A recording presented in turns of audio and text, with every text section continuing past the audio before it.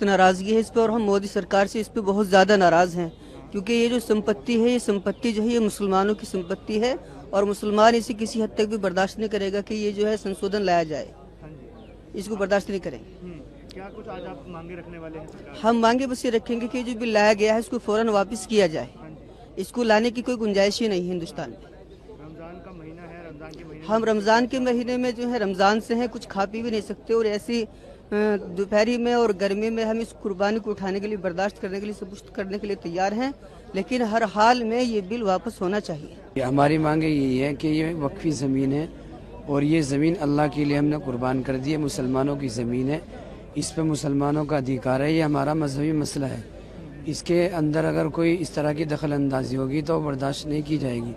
जब तक ये बिल जो है वापस नहीं ले जाएगा, जो इन्होंने कानून बनाया है, तो हम यहाँ से नहीं जाएंगे जी। कब तक ये धरना चलेगा? पूरे देश भर में आज धरना किया जाएगा। जब तक ये नहीं वापस ले जाएगा तब तक ये धरना रहेगा। ये जो बिल पास किया है इसे रद्द करवाना है। हाँ जी। क्या कुछ कमियां लग रही है इस बिल में आपको? बस ये जो ज़मीन है हमने हमारी है, हमने इन ज़मीनों पे कोई वो नहीं चाहिए हमें कार्रवाई। ये मुसलमानों की ज़मीन है, जैसा हम चाहेंगे वैसा होना चाहिए। हाँ जी। क्या कुछ चाहते हैं आप सरकार से कि सरकार के सरकार से बस यही चाहते हैं कि ये जो बिल पास किया है इसे रद्द कर दे।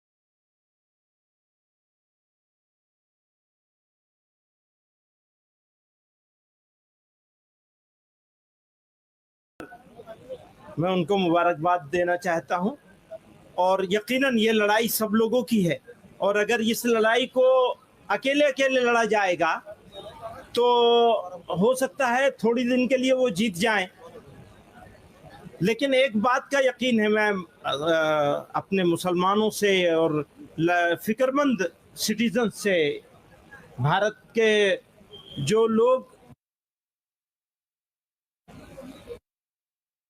चिंता में है कि ये भारत जा कहाँ रहा है,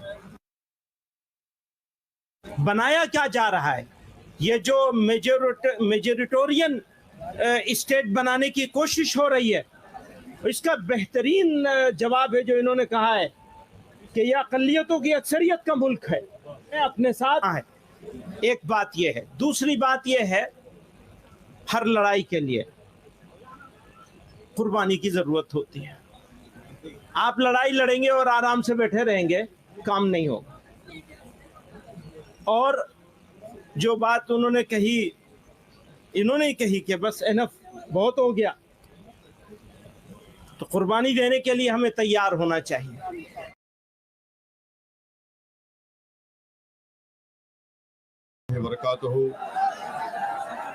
सदर मोहतरम ऑल इंडिया मुस्लिम पर्सनल हज़रत मौलाना खालिद सैफुल्लाह रहमानी साहब, शहनशीन व तशरीफ़ फरमा, कौम और मिल्लत के तंजीमों के ज़िम्मेदारान, मेरे साथी अरकान पार्लिमान, दीगर सियासी पार्टी के ज़िम्मेदार, मोअज़्ज़िज़ हाज़रीन इकराम, बुज़ुर्गान कौम और मिल्लत,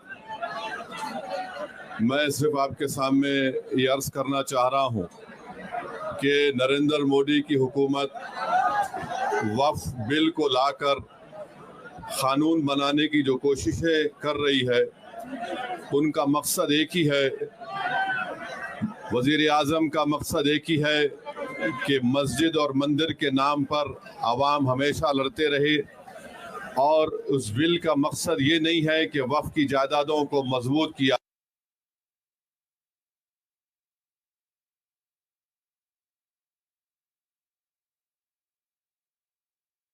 जाए। आप खुद अंदाजा लगाइए कि हिंदू धर्म के एक बहुत बड़े ज्यूरिस्ट हैं BK मुखर्जी की किताब में लिखा गया कि हिंदू धर्म में बाय कस्टम बाय यूसेज वो मंदिर की जायदाद बन सकती है। तो नरेंद्र मोदी वक्फ बाय यूजर को इस तरह से ख़त्म कर रहे हैं कि अगर कोई डिस्प्यूट होगा या गवर्नमेंट प्रॉपर्टी होगी तो वक्फ बाय यूजर नहीं रहेगा। दिल्ली में 123 वक्फ की जायदादें हैं जिस पर मरकज़ी हुकूमत का कि ये गवर्नमेंट की प्रॉपर्टी है। कलेक्टर को इख्तियार देने का मतलब यही है कि कलेक्टर हुकूमत के हक में फैसला देगा। जिस मस्जिद के इमाम हमारे मरकज़ी हुकूमत कहती है कि वो गवर्नमेंट की प्रॉपर्टी है, अगर कल खुदा ना खास्ता ये कानून बनेगा तो कोई भी जाकर मरकज़ी हुकूमत की तरफ से, दिल्ली सरकार की तरफ से वहां पर एक नोटिस लगा दे वक्फ की प्रॉपर्टी हिबा को निकाल रहे हैं। ट्रांसफर ऑफ प्रॉपर्टी में हिबा है मगर कोई गिफ्ट नहीं कर सकता वक्फ की जायदाद को। नरेंद्र मोदी आजकल भारत के हमारे फजीलतुल शेख बने हुए हैं और ये बता रहे हैं कि अगर कोई मुसलमान